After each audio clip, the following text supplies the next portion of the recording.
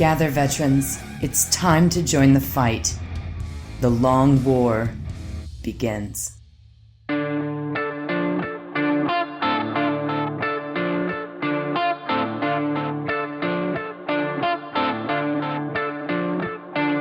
This is The Long War. I'm Rob Baer, and joining me once again are my partners in crime, Kenny Boucher and Wyatt Turk. What's up, guys? Yo, dog, great to be here. What's up, guys? Wyatt forgot his line. It's okay. I do that from time to time, too. Are you paying out some possessed Marines? I was. That's what I thought. It's just like, he either fell asleep or he's painting Well, something. you know, like, you're looking at your models and like you notice a spot. And now that is in your head, you're like, if I don't fix that, I'm going to go. Oh, yeah. Well, it's great to be back. I got caught up.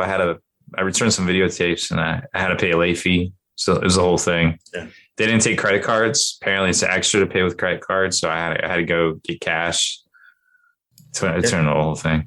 Had to go see your blood guy. I had an appointment with the blood guy. The blood boy? Yeah. It's a blood boy, not a blood guy. Oh, the blood boy. Okay. Is that what it is? Yeah. Told me to wear compression stockings, all sorts of things. I mean, those are helpful. No, they are. They are. And, you know, you gotta take care of yourself. I was going to mention that for like, if you're going to play Warhammer all day, get you some nice, like, running compression socks. Wear those. It helps. Best part about Kenny not being here is he can't troll me while I do the news.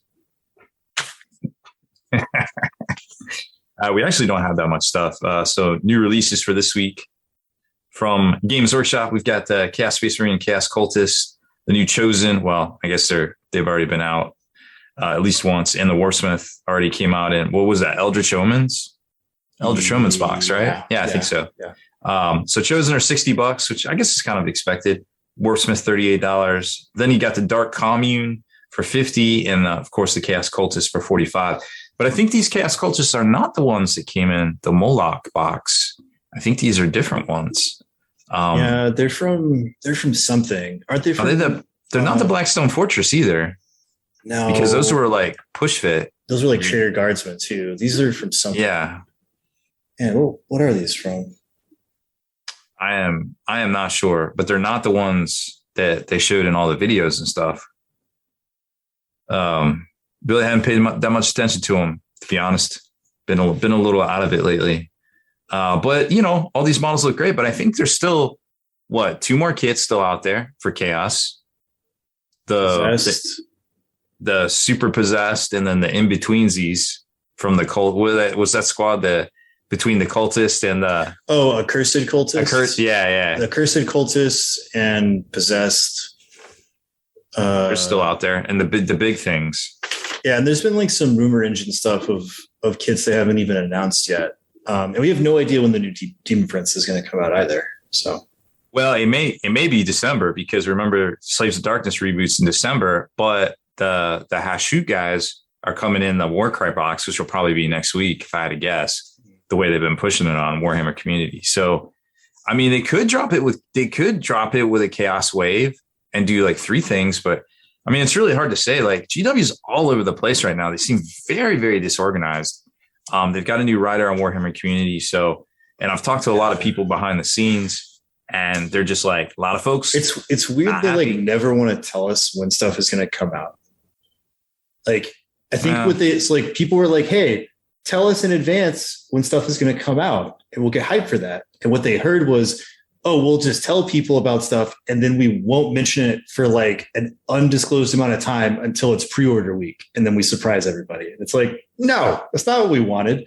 We want you to be like, hey, Mortarion comes out like June 7th. Get ready for it. I mean, in some ways you can kind of predict when the new release is going to come out, because it's always around the middle of the month for the bigger releases, because they know people are flush with cash in their pockets around the 15th, which is usually, around the middle of the month. And okay, cool. If the new Demon Prince comes out October 15th, tell me it comes out October 15th when you announce it, and I'll be like, cool, I will put that on my calendar. Here's this cool thing. Who fucking knows when it's going to happen? honestly, I don't know if they know when it's going to happen in a lot of cases until they're just a couple weeks out. Maybe I mean, that seems like a really bad way to do things if that's the case. I mean, I get that feeling because they do the just in time fulfillment, right? So it's going to be a couple weeks. And they've had to slow down because they have to make sure that the shit's in all the warehouses across the land. Because you saw what happened with Atomic Mass when you could literally order the figures from Marvel Crisis Protocol from England or Poland and get them in before they were even released in the States. Like that was a huge because problem. They control manufacturing. They have way more control over that. They're vertically integrated. Yeah. Yeah. So I don't like, just based on their infrastructure, I can't imagine that would be difficult for them. I just don't know, man. Sometimes I think they are super organized and they have a plan. And then I talk to somebody that knows some stuff and they're like, dog, you don't even understand. And they just like start breaking stuff down to me. And I was like, I did not expect that. I mean, it's just like you said, like the store point of sale, like back end stuff at the time was all like DOS basically. Like, yeah, like it's not tight. Yeah. So anyways, something that I kind of, and I'd like to hear your thoughts on this too, Wyatt. So they're coming out with a Leviathan Dreadnought with the claws first, right? The close combat claws. So he's got the snippies and he's got the in the other hand. Sure. You can buy the extra sprue. So this thing's $80 for plastic, which is obviously super cheaper than the Forge World one. Mm-hmm. You can buy the sprue for the 2 extra arms separately for $27, direct order from Games. Is it 27? It's 27 from Games Workshop, right? Mm-hmm. So in theory, if you want double claws or double, then you could just, it'd be like $107. Or what they even said in the post, which I kind of like, you could get the sprue now and then play the waiting game for the shooty one to come out. And then obviously there's going to be some sort of way to magnetize it. Then you can have all the options for it. What do you think? So how many weapons comes on the extra sprue? That's my first question. For the close combat one? So you get like the Leviathan with 2 close combat arms in the box. And then I think that's it. There's an extra sprue. What comes on the extra sprue? I think it's just one of the sprues for the arms, I guess. I haven't seen this. Well, then we'll see the sprues on Saturday when they go live on the site, unless they do an unboxing post. One extra weapon arm? What are they delineating between? Well, 2, because you get a left and a right. Claw? Yeah, there's a siege claw on the drills. So the sprue will have both of those. Okay, well, first off, that's fucking stupid because a dreadnought hand is whatever hand you want it to be. Since the beginning of time, nobody knows what a dreadnought close combat weapon looks like or a siege claw because they're all the same. It's a fucking hand, basically. Which is so that's dumb on the face of it. I was thinking you were talking about gun options as a secondary sprue, and so my question was like, well, what's the cost per gun if it comes with multiples? Because it's like $15 per gun arm or something right now from Forge World, at least the last time I looked. So I was like, well, if you're like doubling or tripling up on the $27 sprue, that's actually a value by comparison. But yeah, this seems really stupid. Yeah, and it's just, now that you mentioned that too, see, that would make sense for the Contemptor, but the Contemptor isn't divided up like that either. The Contemptor Dreadnought there's other things on the sprue with the weapons. So that's interesting too, now that you mentioned that. So, I mean, I'm gonna go out on a limb here and say when the shooty one comes out, the shooty Leviathan comes out, that they're not going to do an extra sprue because, I mean, a lot of people want double weapons, which would make sense. And I think people would buy that, but unless they design it, just everything comes on 2 sprues and then a weapon sprue. I don't know. Like, I think I could see where people would want the extra close combat weapons because it doesn't seem like you're going to get close combat weapons with the shooty Leviathan. I suppose. I don't know. Like, I'm still super confused. They're just now creating these plastic kits for these when the kits have been out for so many years at this point that, like, I mean, I guess I do understand. It's for people who don't have these, but it's like for everybody who already has this stuff, it's like you don't want new dreadnoughts because you already have like 6 Contemptors and 3 Leviathans and 2 Doritos and all that shit. So it's like, they're obviously not for us. It's for new blood. But it's such a large expense for like one dreadnought for a niche game that isn't really even catered to like new people, that it just seems like a waste of an investment, right? Because like Horus Heresy is not a game for like new people. It's a game for people who are like, it's like historicals, but for Warhammer players. That's what Horus Heresy is. So I'm like, it just doesn't make sense to me. So now, you know what? It might be a full weapon sprue because I'm looking at the pictures we've seen. And for the shooty one, there's the Gravflux Bombard and like the Melta, whatever, the Melta weapon. Lance, and then the Storm Cannon. Yeah. And then there's a missile pod. And then remember, he's got the boop, boop, the like waist mounted weapons. Nipple guns. So that, the nipple guns. So that might actually be a full sprue of extra weapons. So I think they might sell them both separately. And the same thing with the close combat one. If that's the case, like, wait. So the ranged one is like to be determined on when it's coming out, or correct? Okay. I don't know. That seems weird that they would stagger it like that. Well, maybe they're thinking that I don't know. Maybe they're thinking the close combat one is not going to sell as well, so they're going to put it out first. But I mean, either way, if you pick up the sprue and then you pick up the close combat, or you pick up the close combat sprue, you pick up the shooty one, you'll basically be able to make anything that you might possibly need, I suppose. Yes. I don't know. Just some thoughts. Seems weird. Because a lot of this is going to translate it over into the pricing for what all the Plastic Heresy stuff goes for separately. But anyways, speaking of some better values, perhaps, hopefully, I wanted to talk about Reptilian Overlords. They've been making great 3D files for a number of years. They just recently like shell company. It's kind of on the nose, isn't it, Rob? Hey man, this actually has nothing to do with me. This is a completely different, just like person. The Denver airport and the blood guy and everything else. Okay. Yeah, you get it. So Reptilian Overlords is coming out with a plastic sprue box set for their Space Nom models, which are great. Counts as Catachans. It's going to be literally $35 for 20 models and amazing detail. Check it out. They're Wargames Atlantic's making them, so they got great stuff. They've been doing amazing work with plastics for a number of years now. Everything's made here in the States and overseas, depending on what market. Do these look like the realistic stuff that Wargames or the Wargames Atlantic has been doing, or are these plastics of the Space Nom dudes from their STL line? Yeah, they're plastics of the STLs, basically. Oh, okay. Those are like way cooler than I thought. Okay. Yeah, it's that. It's exactly that. Like there's like they look like Catachan / alien colonial marines. You know, those STLs look. are dope. Yeah. They're going to do the tank? I'm really interested in the tank if they do their tank. Yeah, that tank would be pretty fresh. So hopefully we'll get our hot little hands on them and break those down in the near future. But I mean, $35 for 20 mans. Whew, that's like $1.50 a man's. Yeah, that's pretty good. That is super good.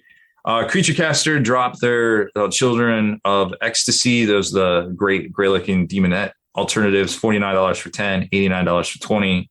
Hot. Buy now. If you like the Juan Diaz looking sculpts for demonettes in the early 2000s, you'll definitely appreciate these. They are a little bit bigger, but I think they're very well done.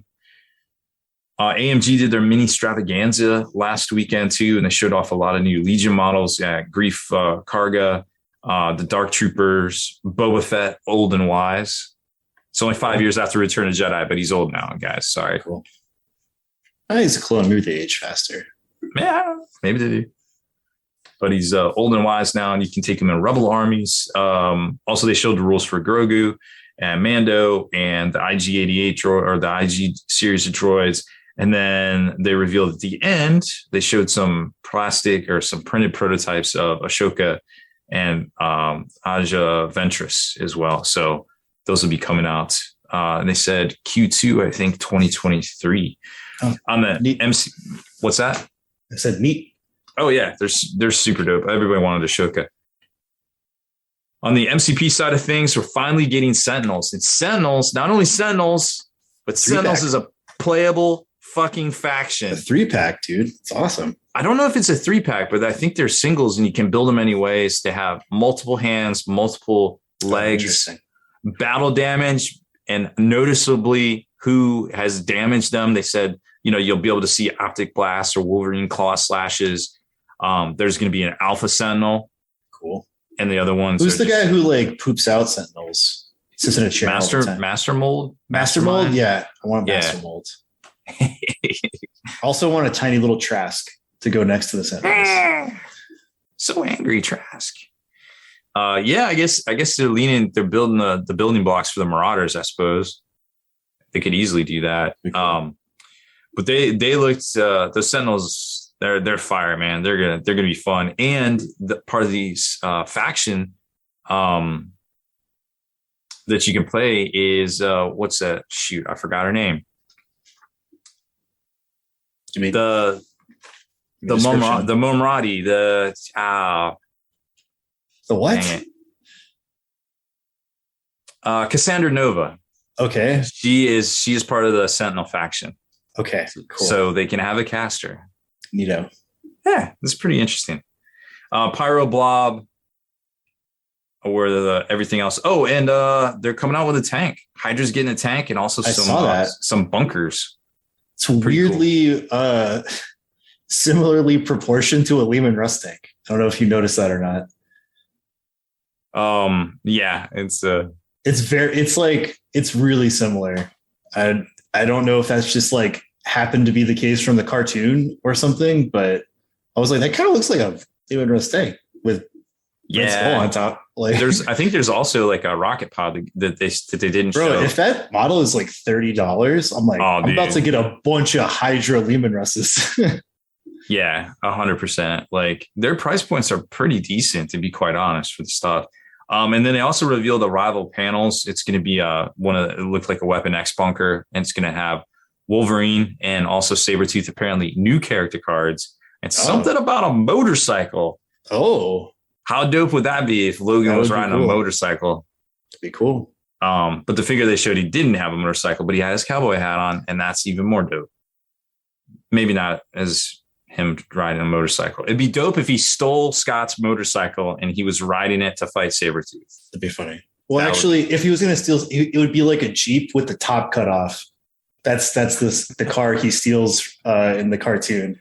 Oh, that's right. Yeah. He gets really mad. He cuts the roof and he's like, I made it a convertible. And then he drives his Jeep off. Shenanigans.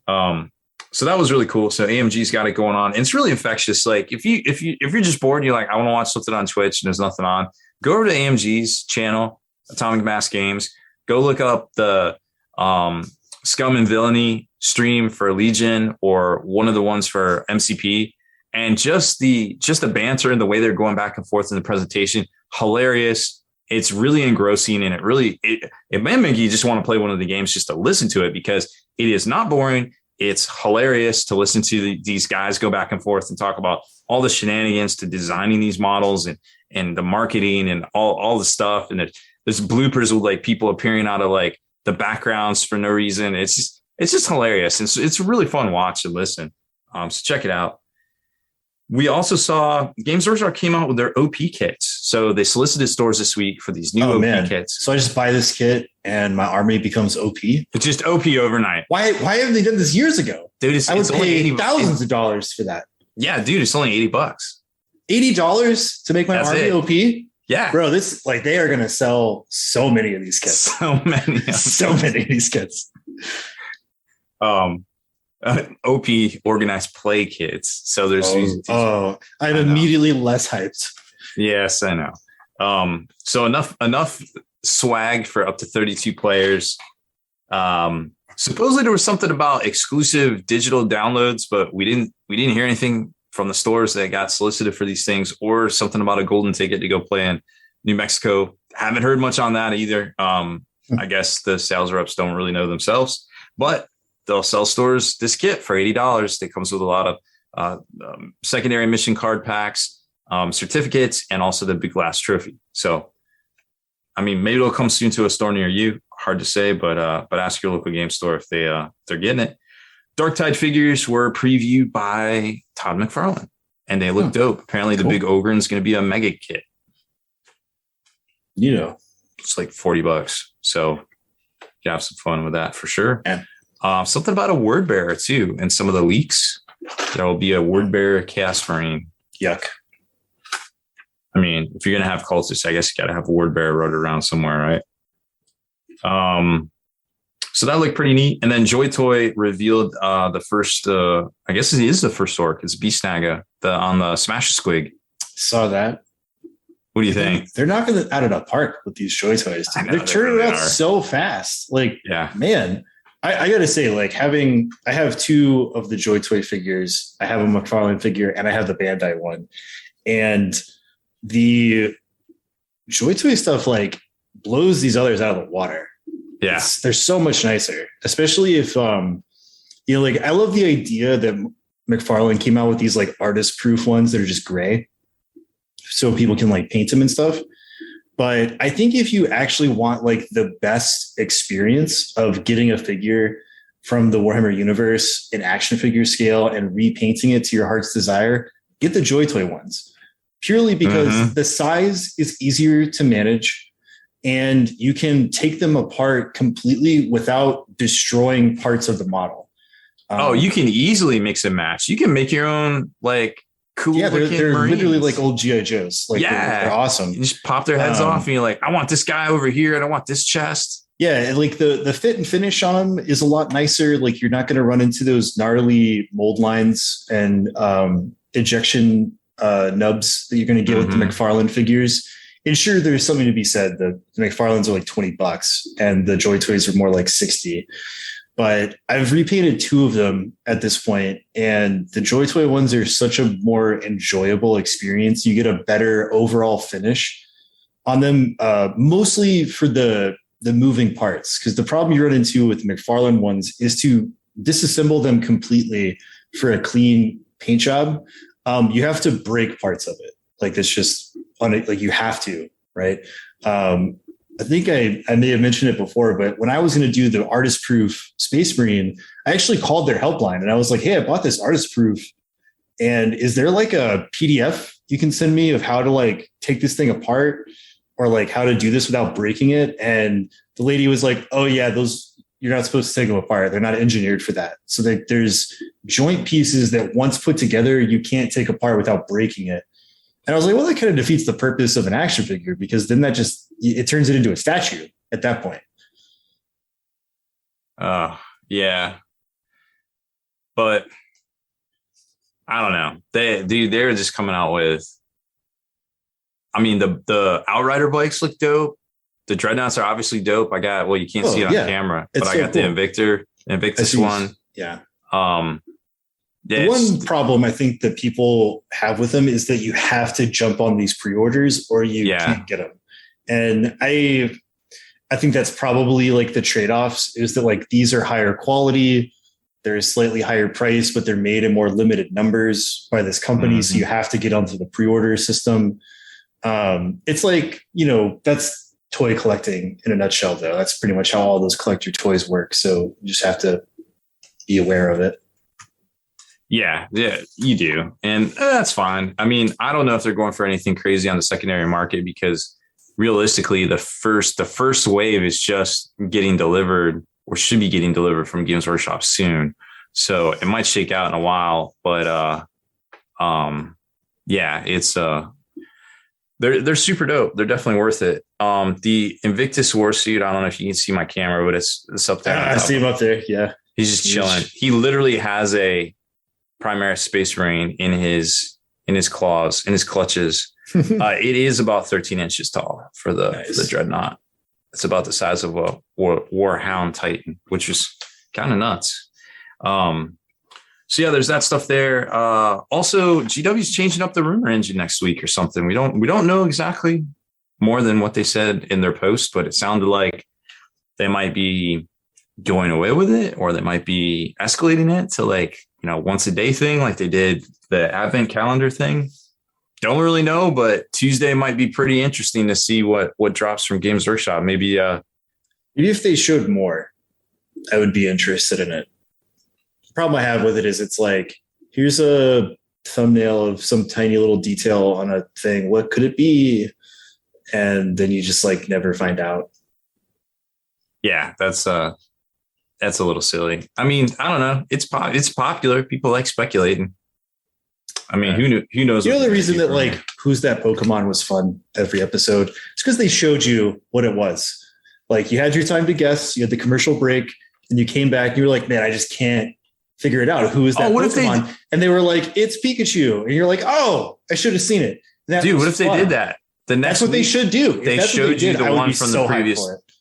Yeah, but remember, in a lot of cases, some of the shit that they put out doesn't come out for like a year, or if not longer. That's also dumb. The other half of that should be like, hey, who's that Space Marine? It's here on Blackheart, and he releases October 3rd.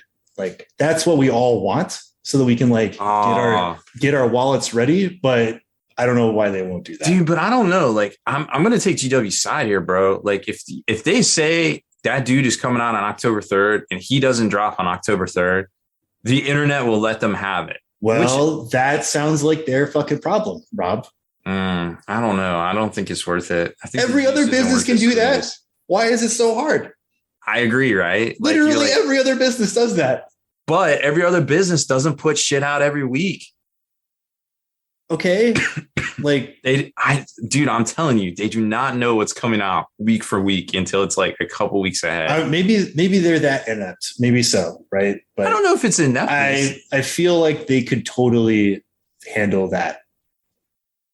I think they just have a lot of moving parts that's very hard to manage. Well, maybe they should hire people to manage it. Like that seems like the CEO's job, or like the head of global like infrastructure. I disagree with you. It does seem like those things, if you build your business to be a certain way, you should be able to manage it that way. Yeah, I don't know. It would definitely give more talking points because I feel like at this point, you know, I've heard from a lot of content creators behind the scenes and a lot of folks that it's so weird of a dynamic. There's content creators that are mad at GW because they signed up to be influencers and signed the NDA and GW never got back to them. There's folks that have signed the NDA that hasn't got stuff that's like worth it to them. Whereas they see other people getting the things that they feel would be worth it to them and getting upset. So they're quitting. And then there's the people that just get like, do something silly and get like canceled from GW. Like we talked about Miniac, and because they had to make an example, but there's just like this weird dynamic going on behind the scenes at Games Workshop. A lot of folks have actually been made redundant lately, from what I understand, at Games Workshop as well. It's some key positions, like things like licensing. You know, like you would think that was their really only gains financially this year, that they wouldn't lay off those folks. But whether they were on contract and their contract is up, or they're, well, as I heard, they were being made redundant. So I don't think it's a contract issue. So anyways, yeah, I don't know. Everything's in flux. And does it seem slow and or like low interest on the GW side of things a bit? I think so. I would say that it feels like a really slow period of stuff, but that's bias because like I personally don't care about Horus Heresy, Kill Team, Warcry, Shadespire, Age of Sigmar. Like, sure. I feel like they have consistently been putting out new cool things, but I personally don't find them cool. Now, if people are like Kill Team fans, there's been a lot of new Kill Team stuff happening. If you're a fan of Warcry or Age of Sigmar, stuff has been happening for them too. If you're a fan of Horus Heresy, then like, sure, you get this whole thing. It's just like, my tastes have not been met, and so it feels really slow.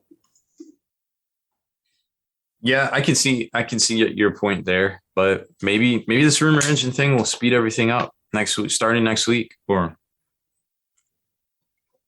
we can play who's that Pokemon for real.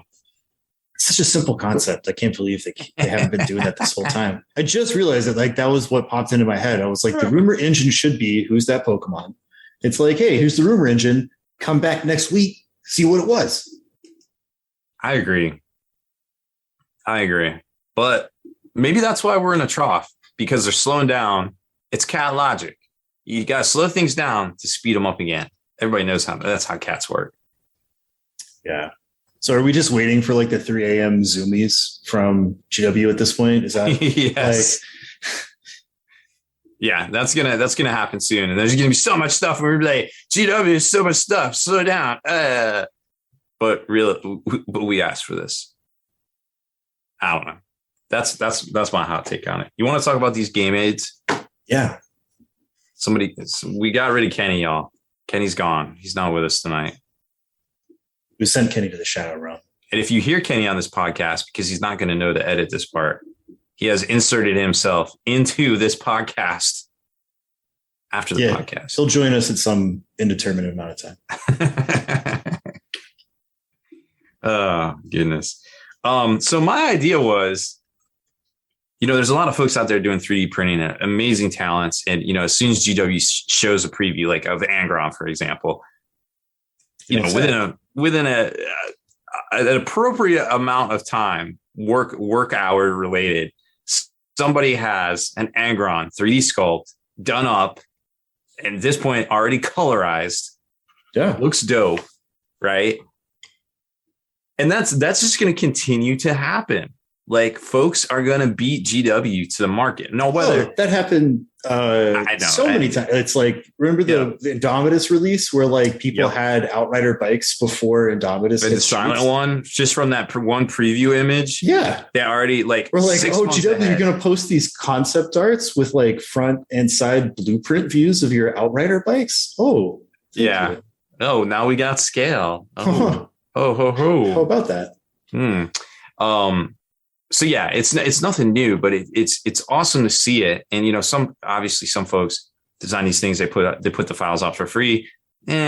Some people try to charge money for it. Whatever. We're not gonna talk about that part. But the fact is, this stuff's getting out there, right?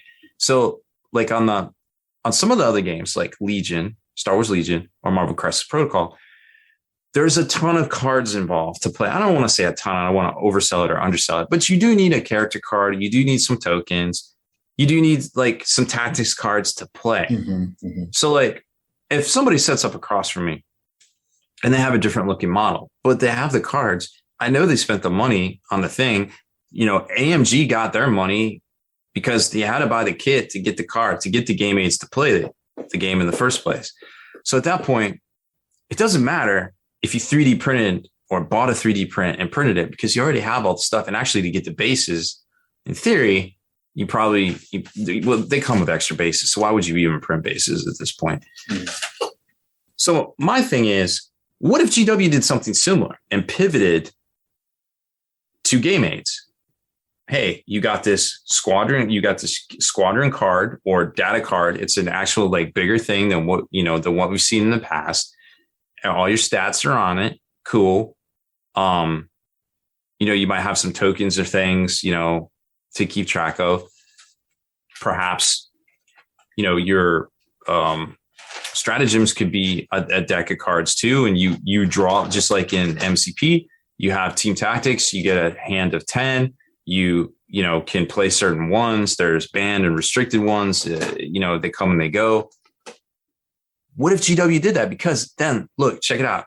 At that point, it doesn't matter if you play with 3D printed models, whether you perhaps in the near future bought the STLs from Games Workshop, which may or may not ever happen, or if you just have some upgrade shoulder pads and some like normal stuff, or you just 3D printed the models in the first place. You still had to buy the damn box to get all the cards and everything to play the game.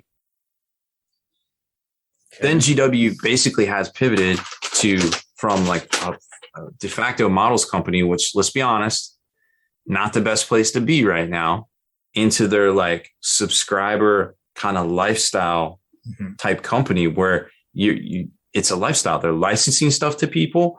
They're producing models that you need these cards to play.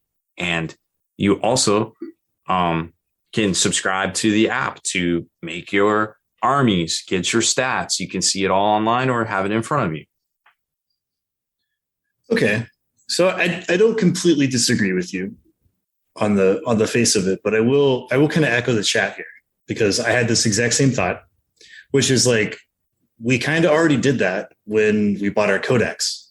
Or, you don't need the card decks because all of those stratagems and everything is already in your decks, but you buy the card decks for the convenience of like, here's my psychic powers, here's my stratagems, that sort of thing. So like, we kind of already do that with the added tax of like, at certain events, like the GW Opens, you must have GW official models. Otherwise, there's no stipulation that your stuff has to be official other than it be WYSIWYG, right? And then you can go a step further into that discussion of like supporting the game or supporting the place where you game, in that like, if you buy 0 things from your local game store, but still like leech off of it to play games, then you're in the wrong, right? If you don't want to give money to GW, there's tons of other companies that you can buy stuff. You can buy things at your local game store, like your codex and your cards and dice, or maybe alternative models, or order things through them, that sort of thing. But I don't think adding extra levels of contrivance to what we need to play the game is what Warhammer players want on both sides of the sci-fi fantasy aisle, right? The number one thing that people want as far as like pro-consumer things when it comes to Warhammer is less of those things. Actually, we don't want codexes. We don't want cards to be a paywall. We want them to be a convenience. So if they were to do something like a subscriber type model, then do what people have been asking, which is like, let us a la carte buy our rules in the GW app, or pay a subscription fee to have access to all of the codexes in digital form, which then live update with hotfixes and things, so that I don't spend $60 on my spicy new codex, which then needs a day 1 FAQ and a 1 month FAQ and then an errata and then the balanced data slate.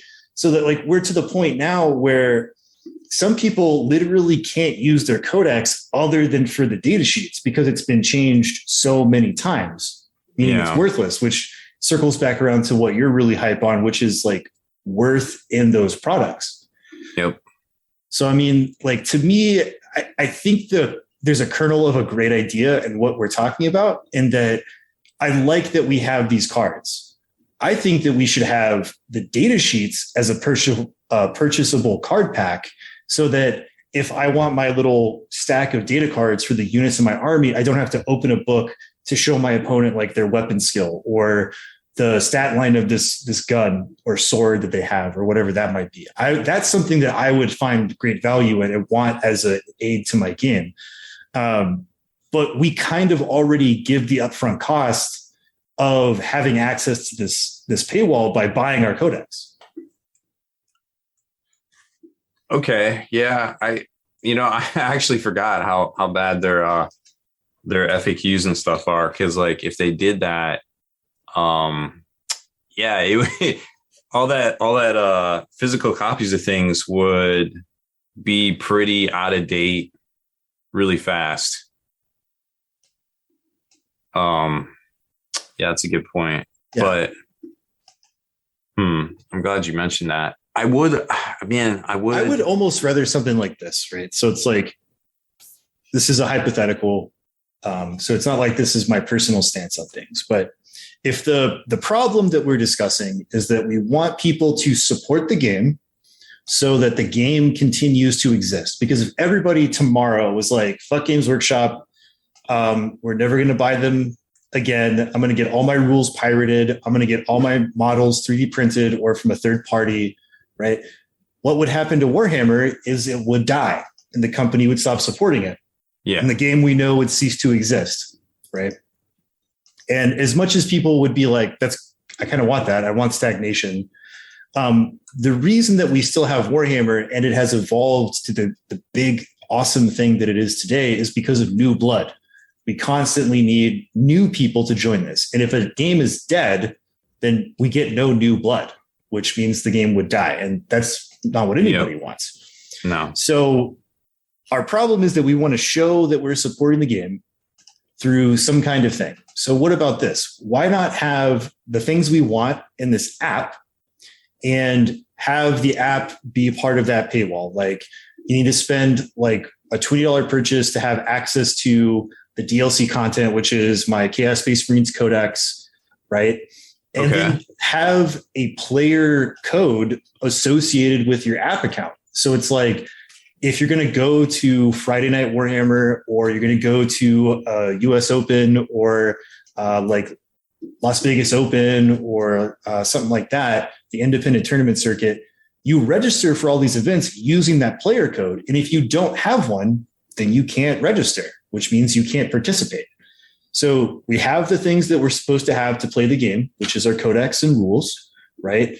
And we also show that we're supporting the game system to make sure that it stays alive and healthy outside of, like, model agnostic, right? If that's the problem that we're posing. Yeah, I could see all those points, to be honest. And plus, I mean, implementing it would be rough too, because like they would have to come out with some card packs like X-Wing 2.0 did, and nobody liked that, having to spend $300 to play with your ships in the new edition. That really torpedoed that shit. Probably the best way to do it would be to wait for a new edition. Right, but then you'd have to get the cards would have to be in the boxes, the unit boxes. Okay, I'm fine. So they would have to sync up all of their inventory, which will never happen. Okay, well then we just say like that idea is off the table. If production can't meet that, then that's off the table. So every time you get a new codex, you have to buy new cards, because the cards are superfluous. We don't even need the cards. All that information is in our decks. The only thing that matters is the codex. Everything else is like icing on the cake. So if I do buy my cards, like the CSM cards that I have now are going to get hot fixed. And when the new codex comes out, whenever that might be, I'm going to have to get the new cards anyways. Those go in the trash. But I've gotten my use of them for a year or two, or however long it's going to be. We've already three made that pact with the devil. We agree to that, that system, right? So if we want to show that we're like supporting the game, model agnostic, then I think we need some kind of user database or app to show that we're doing that. Like you subscribe to the 40K thing, right? Where let's just say they don't want to give people access to every single codex for like $10 a month. What they could do is have a keyword search for $10 a month, where it's like, I don't have to own the Tyranid codex, but if I type in Reaper of Obliteratrax, it'll tell me what that does, right?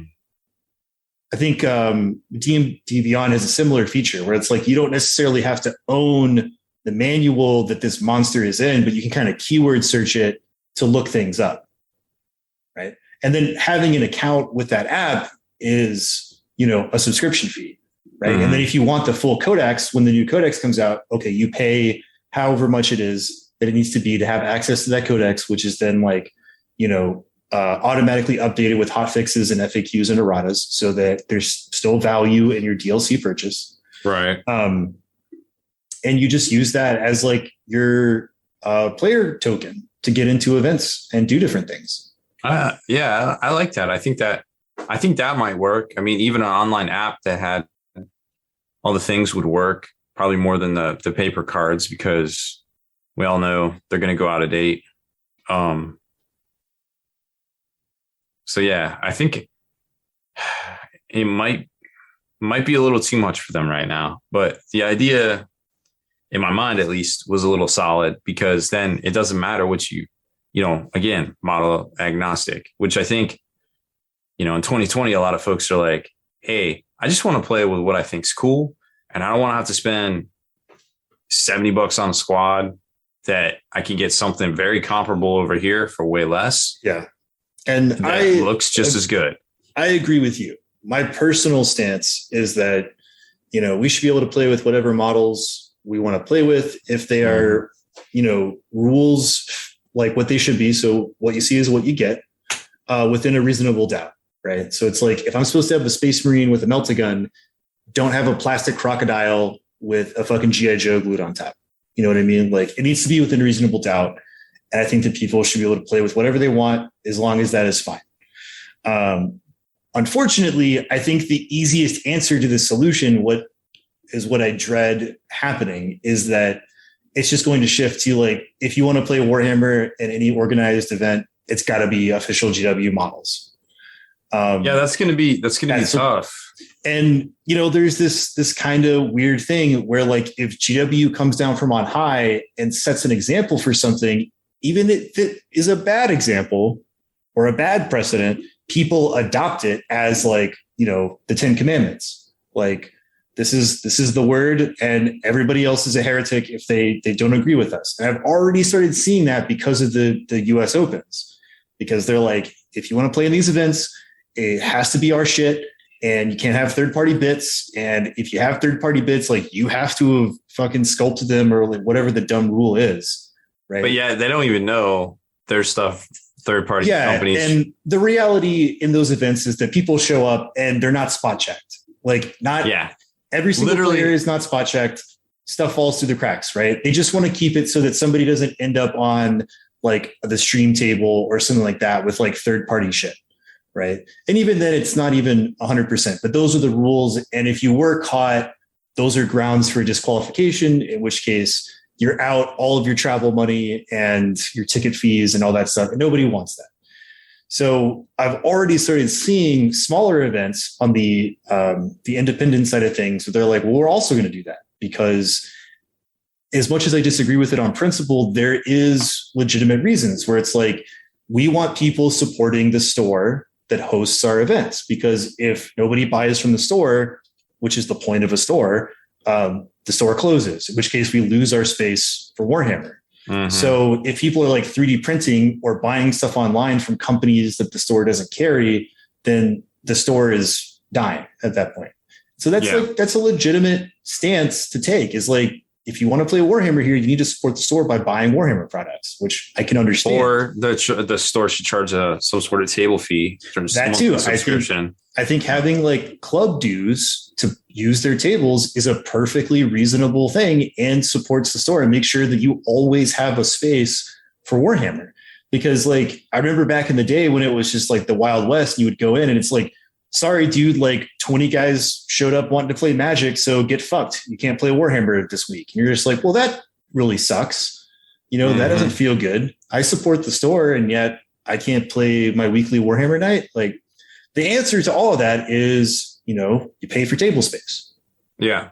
I think a lot of, just like GW is going to have to pivot to do that online sub / lifestyle kind of business change. A lot of stores, they're going to have to pivot and also offer some sort of subscription membership fee. And there's a lot of stores doing it already out there. We know one in California for sure. There's a couple more that I can think of that I talk to on a regular basis. Yeah, there's a bunch on the East Coast. Yeah. I think it's a great idea. One just opened up in my town. Yeah. I think it's a wonderful idea. I spend $25 a month. I went in there and put Legos together. I think that's the way to do it. I think the idea of like the local game store that carries a smorgasbord of products is going the way of the dodo. I think like, if you are a enterprising person who wants to have a like gaming store, don't even make it a gaming store, open a gaming club and have accounts with companies that you can order from and keep very small amounts of actual stock. And that way it's like it's like if you build it, they will come. It's kind of thing. It's like, people don't necessarily want a store that they only go in to buy things. They want a space to hang out. They want a clubhouse. They just don't know it yet. Yeah. And I think, here in the States, we're kind of spoiled because we have a lot of room and stuff. And there's a lot of folks with these game stores, but game stores, as more and more companies push direct to consumer, game stores are going to have to pivot to offer things to become more of a lifestyle store, a bar for nerds, for lack of a better term, maybe 100%. With or without the booze. I don't know. Like, if I had to open a store, I would carry very little stuff that wasn't directly related to gaming. And I would diversify into other things like apparel. Like, people love dumb t-shirts. Like, if I could go into my gaming store and there's like either a place to easily order it, or there's stuff on the shelf where it's like, hey, look at this cool like Warhammer t-shirt that you can get or something like that. Yep. Like that type of stuff also sells really well. Or even just boutique hobby supplies, like stuff like that. I think it's worth it, besides the standard stuff that you see out there. So, I think all those are good ideas, and the hobby game store is going to pivot in the future. And we were just throwing out some ideas, just some stuff came to mind. I think that was a good one. What do you say? Yeah, that was a good little discussion on that stuff. If you guys are wondering where Kenny was, we took over. We sent him to the gulag. We took over this episode. I've been gone far too long. So how's this going to work? Are you going to tell me to take us out, or do I need to tell you to tell me? I can ask you to take us out. You can pass it to me, and I can just pass it right back to you. So that's it for this one. For exclusive content and early access videos, make sure you head on over to thelongwar.net and become a veteran of the Long War today. Kenny will be back next week when he's done pooping.